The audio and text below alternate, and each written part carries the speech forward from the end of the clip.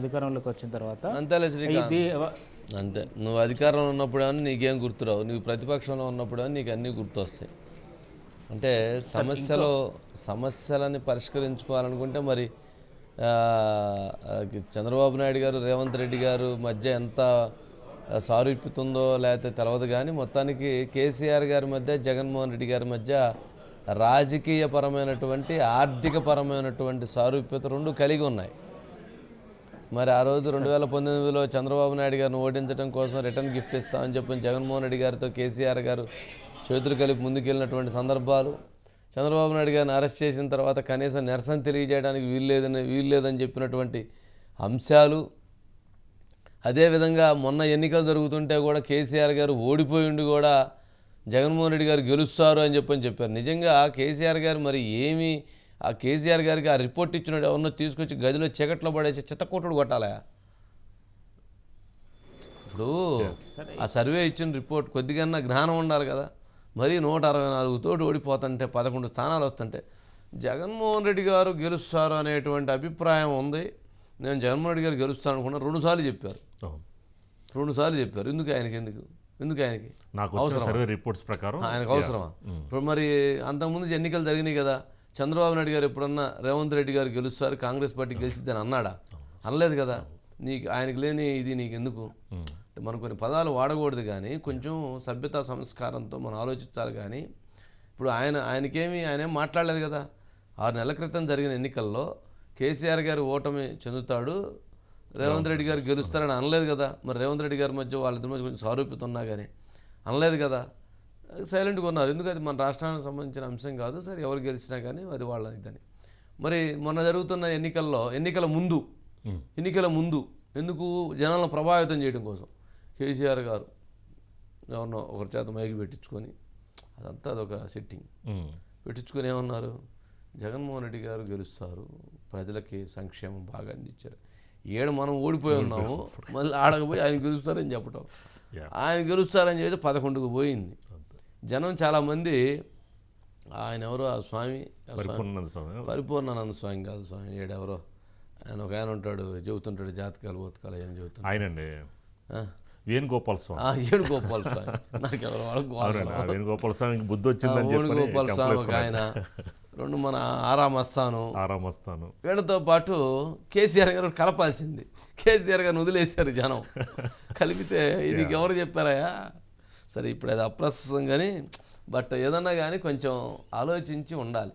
రాజకీయ నాయకుల మధ్య జగన్మోహన్ రెడ్డి గారి మీద ఎంత ప్రేమ ఉంటే, వాళ్ళిద్దరి మధ్య ఎంత అండర్స్టాండింగ్ ఉంటే జగన్మోహన్ రెడ్డి గారు గెలుస్తారని చెప్పుంటారు చెప్పండి.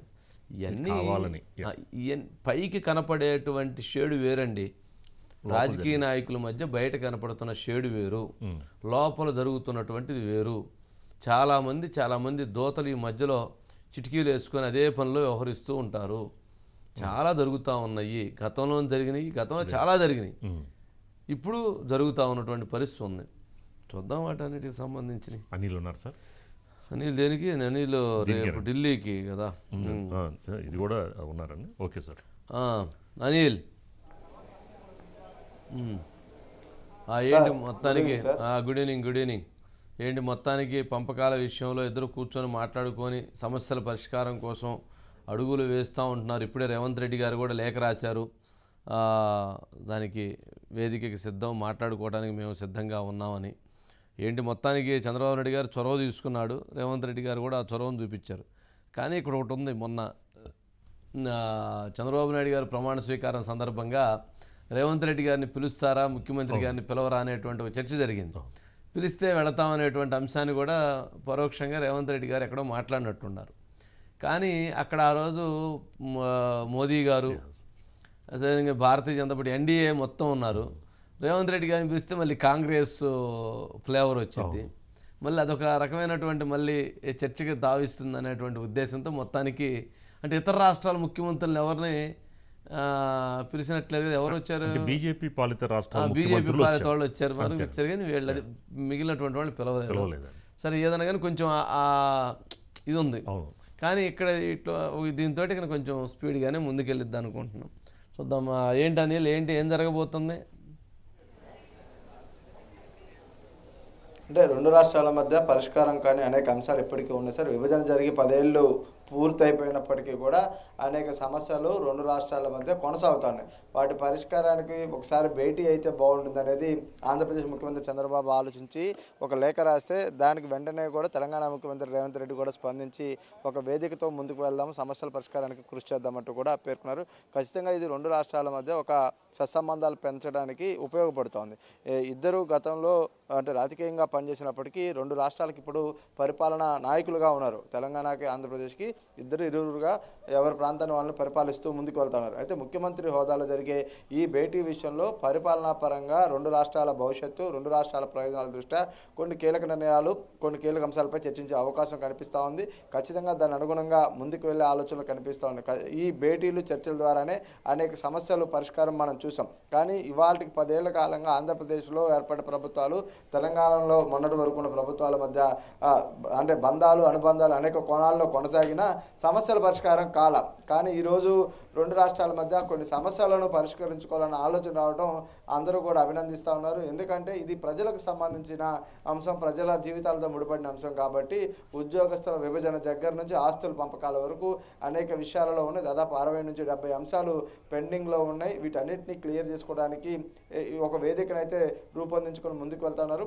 గతంలో తెలంగాణ ప్రభుత్వం, ఆంధ్రప్రదేశ్ ప్రభుత్వం ఏదైతే 2014 ఏర్పడిన తర్వాత అధికారులు అనేక సార్లు భేటీ అయినా కూడా పంపకాలు ఏవి జరగలేదు సార్. ఎందుకంటే ఆస్తుల పంపకాలకు సంబంధించి అనేక అడ్డంకులు ఏర్పడ్డాయి. వాటి అన్నిటి పరిష్కారం కనుక జరిగితే రెండు రాష్ట్రాల అభివృద్ధికి, రెండు రాష్ట్రాల పురోగతికి, వారి మధ్య సత్సంబంధాలకి మరింత అవకాశం దొరికే పరిస్థితి ఉంది. ముఖ్యమంత్రి చంద్రబాబు ఆంధ్రప్రదేశ్ నుంచి ఒక అడుగు ముందుకు వేశారు. తెలంగాణ నుంచి కూడా రేవంత్ రెడ్డి గారు ముఖ్యమంత్రి ఆయన మరో అడుగు ముందుకు వేసి సమస్యల పరిష్కారానికి ఒక వేదికను సిద్ధం చేసుకుంటున్నారు. హైదరాబాద్ వేదికగానే ఈ భేటీ ఉండే అవకాశాలు కనిపిస్తా ఉన్నాయి.